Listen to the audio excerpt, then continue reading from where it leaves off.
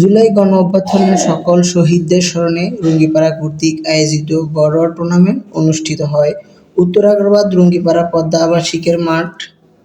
এই টুর্নামেন্টের আয়োজন করা হয়। উক্ত টুর্নামেন্টে বক্তব্য রাখেন রুঙ্গিপাড়ার সমাজসেবক মনির ভাই।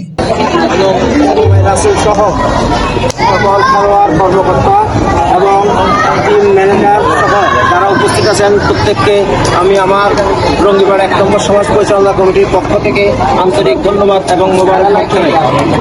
আজকে যারা এই আয়োজন করছে তাদেরকে বিশেষভাবে এত কষ্ট করে তারা এই যে টুর্নামেন্টের আয়োজন।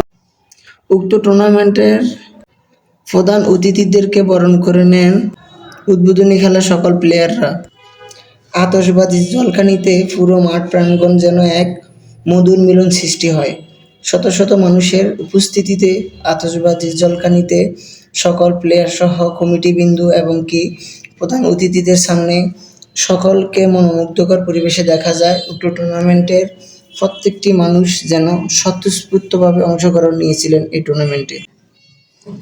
আগামী 13 তারিখ সকল প্লেয়ারদের অংশগ্রহণে ড্রাফটের মাধ্যমে সকল প্লেয়ারকে A category, B category, C category এবং ডি ক্যাটাগরিতে বিভক্ত করে প্রত্যেক দলের 10 জন করে প্লেয়ার দেওয়া হয়েছিল।